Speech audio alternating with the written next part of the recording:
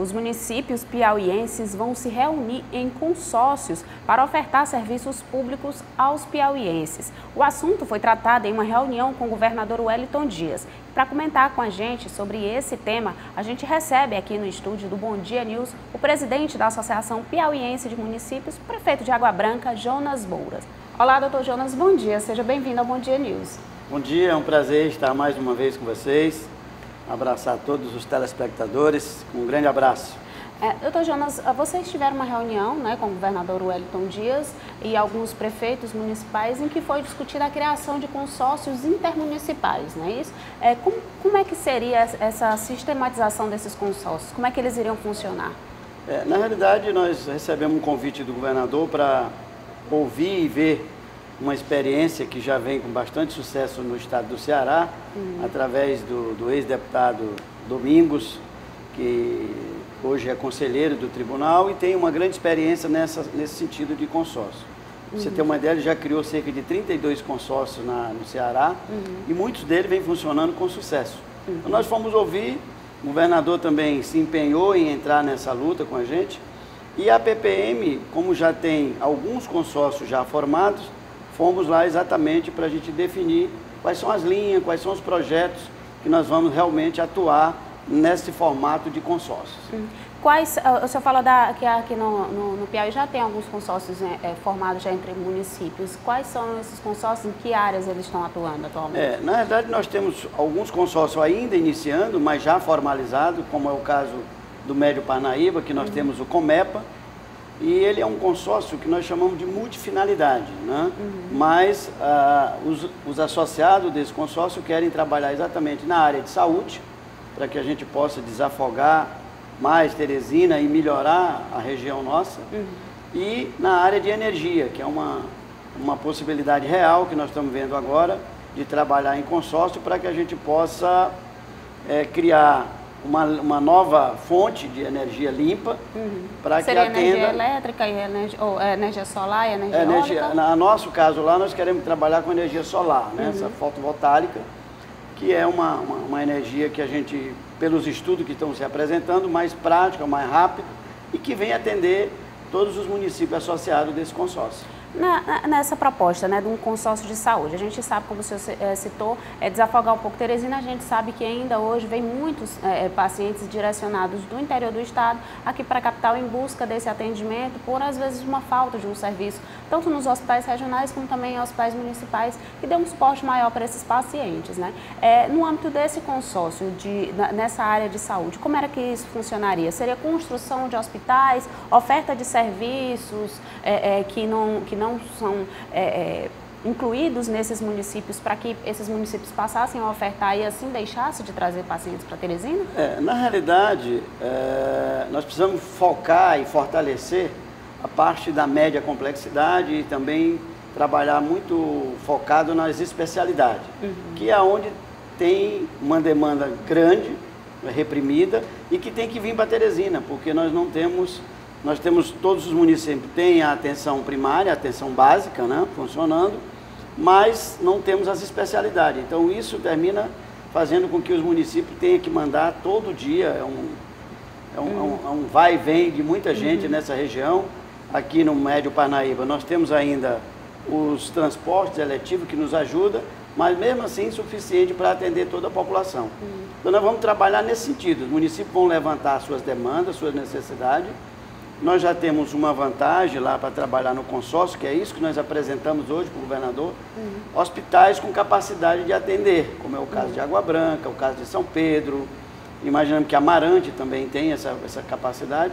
Então nós precisamos juntar essas forças e, através do consórcio, poder realmente trabalhar de uma forma que possa atender essa questão das especialidades. Esse vai ser o nosso foco. Como é que seria a contrapartida do governo do estado nesse sentido? Já que, assim, a gente sabe, tem muitas reclamações de gestores, de prefeitos, que a gente escuta muitos relatos de casos, por exemplo, comprar equipamentos que são de um custo mais elevado, né, por exemplo, para a saúde, equipamentos de um custo mais elevado e que, às vezes, eles são necessários, mas a demanda por eles em um município em apenas em um município, ela se torna insuficiente para se justificar uma aquisição desses equipamentos, até porque a gente sabe que a maioria dos nossos municípios aqui, eles são dependentes apenas de fundo de participação, né? Não tem uma outra fonte de receitas. Então, como é que seria essa contrapartida também do governo do estado nesse sentido para ajudar nessa operacionalização dos consórcios?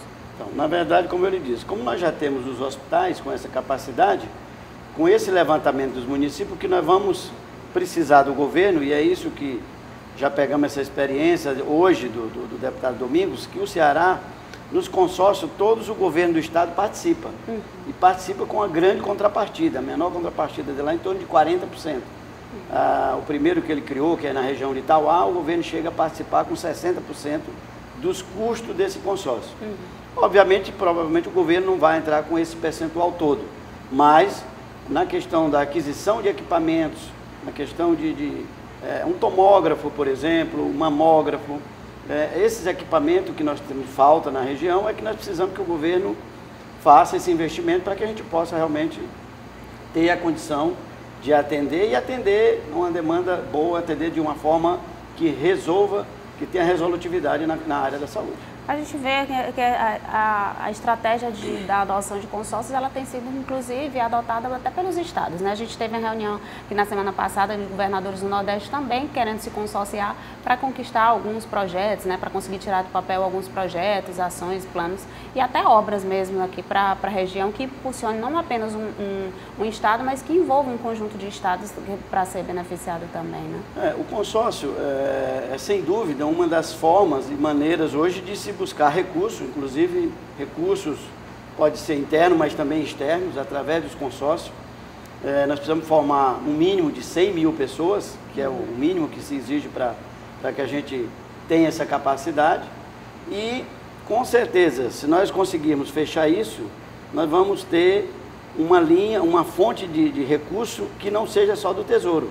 Porque hoje os municípios piauienses praticamente dependem, cerca de 80%, 85% do município depende só do governo federal e do estado, né? Então é esse modelo que nós estamos procurando, saída nesse momento de dificuldade, para que a gente possa encontrar realmente fontes diferentes da que temos hoje para melhorar a receita dos municípios. Então o consórcio, além da gente ter a capacidade de ir buscar recursos, nós podemos economizar quando se junta 8, 10 municípios, por exemplo, é o que os estados do Nordeste estão fazendo. Fazer uma licitação onde se compre tudo que é necessário para aquela região com um custo menor. Então, um dos objetivos principais do consórcio também é nesse sentido. Né? Só mudando um pouquinho de assunto, a gente está vendo o Congresso Nacional discutindo a questão da reforma da Previdência, né? Os estados aí reivindicando a inclusão dos estados, os municípios também reivindicando essa inclusão, que não passou essa inclusão de estados e municípios na aprovação na primeira etapa, né? Que foi na Câmara. Agora, vocês ainda estão esperançosos, o senhor como presidente aqui da entidade, aqui no estado do Piauí, estão esperançosos de conseguirem concluir essa votação, incluindo municípios também no projeto de reforma da Previdência? Sim, nós estamos otimistas e confiantes. Nós temos, eu mesmo participei de 2 reuniões com o presidente da Câmara, já depois de aprovado a reforma da Previdência na Câmara, ele garantindo de que faria todo o esforço para que fosse incluído através de uma PEC paralela lá no Senado. Estivemos já na casa do presidente do Senado, que nos deu a garantia de que iria trabalhar muito forte nesse sentido, e o próprio relator, que é o senador Tasso Gereissati, também nos garantiu de que está trabalhando para fazer a inclusão dos estados e municípios. Então nós acreditamos nisso, até porque uma reforma sem estado e sem município, nós não acreditamos que vai dar certo. Então, precisamos e acreditamos que vai fazer isso. Como é que ficaria a situação dos municípios caso não haja essa inclusão? Olha, é um pouco mais complicado, mas para a gente ter, e precisa ser reformado, os estados, principalmente, que têm um déficit enorme nessa questão previdenciária, eles teriam que aprovar as suas reformas nas assembleias, no caso dos estados. E no caso dos municípios, nas câmaras municipais.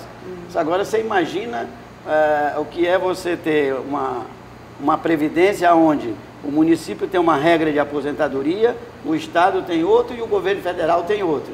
Como é que fica a cabeça dos contribuintes e do povo brasileiro. Por isso que nós acreditamos que há necessidade dessa junção e dessa inclusão dos estados e municípios. Vocês estão fazendo essa articulação junto, não apenas com o governo federal, mas também com os deputados e senadores, no sentido de que essa PEC, então, seja colocada aí em votação e seja aprovada? Com certeza, nós estamos constantemente junto com a Confederação, que tem uma frente parlamentar em defesa dos municípios, que está cuidando disso. Nosso presidente ontem já esteve conversando mais uma vez com o relator, com o pessoal dos senadores. Então nós estamos acreditando que está muito próximo disso acontecer. Então a Confederação está constantemente de plantão, cuidando até porque não é uma que demanda seja... apenas do Piauí, né? São de todos os Exatamente, os estados. É por isso que a Confederação e todas as estaduais estão permanentemente em contato com os senadores para que a gente possa conseguir isso.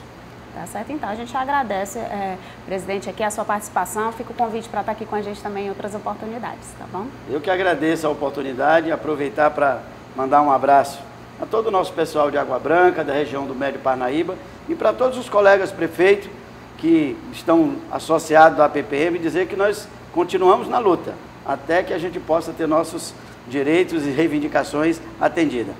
Tá certo, então. Obrigada.